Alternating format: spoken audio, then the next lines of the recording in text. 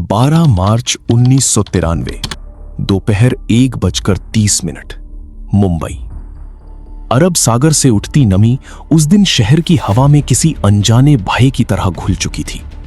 Share बाजार की ऊंची इमारतों, भीड़ से भरे बस अड्डों और चमकती सड़कों पर दौड़ती जिंदगी को यह अंदाजा भी नहीं था कि कुछ ही मिनटों बाद पूरा शहर आग, धुएं और चीखों में बदलने वाला है।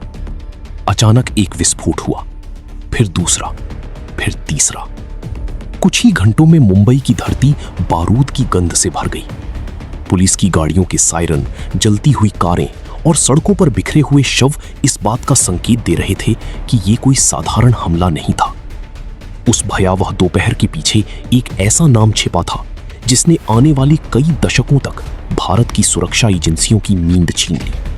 दाऊद इब्राहिम।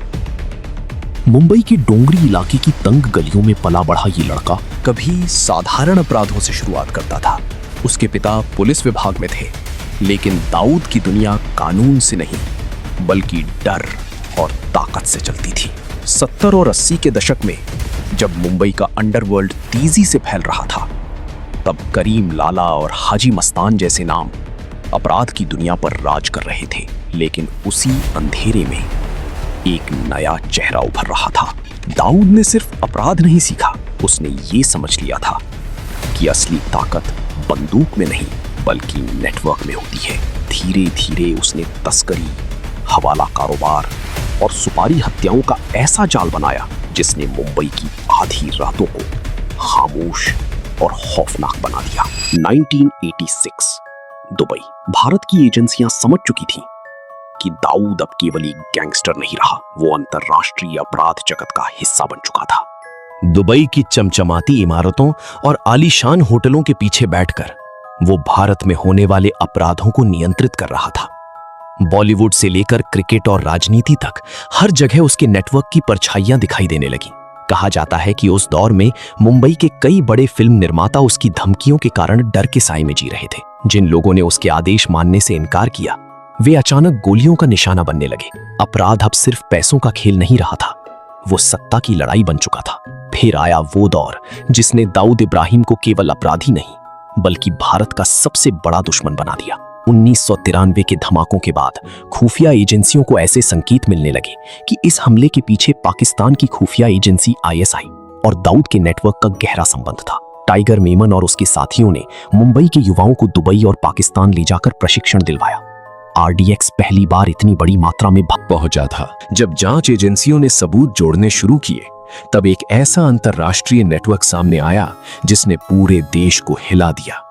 ये अब गैंग वॉर नहीं थी, ये संगठित आतंक का चेहरा था। इसी बीच दाऊद का सबसे भरोसेमंद साथी छोटा राजन उससे अलग हो गया।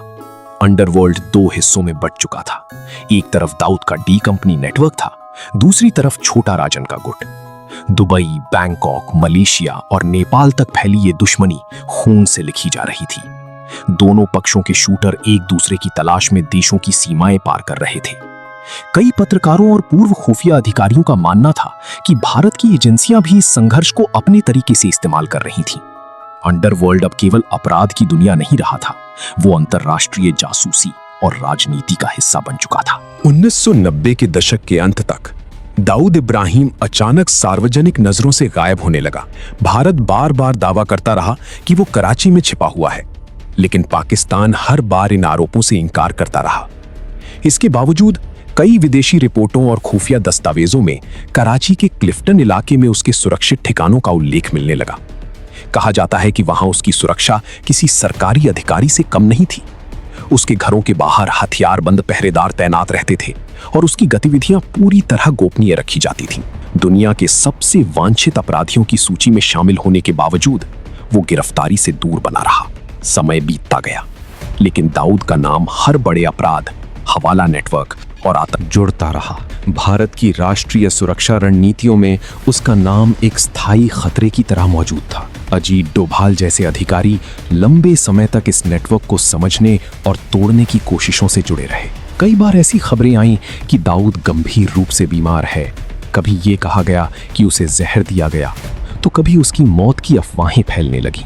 लेकिन हर बार उसकी रहस्यमयी मौजूदगी फिर सामने आ जाती। यही वो कारण था जिसने उसे केवल अपराधी नहीं बल्कि एक जीवित रहस्य बना दिया। आज भी मुंबई की कुछ पुरानी गलियों में रात के सन्नाटे के बीच लोग धीमी आवाज में उसका नाम लेते हैं। उन धमाकों के जख्म अब भी भारत की स्मृति में जिंदा है। हजारों परिवारों की चीखें, धुएं से काला हुआ आसमान और वो खौफनाक दोपहर इस बात की गवाही देती है कि जब अपराध, राजनीति और आतंकवाद एक साथ मिल जाते हैं तब एक शहर ही नहीं पूरा देश दशकों तक उसके साए से बाहर नहीं निकल पाता। दाऊद इब्राहिम केवल एक इंसान नहीं था, वो उस अंधेरे का नाम बन चुका था।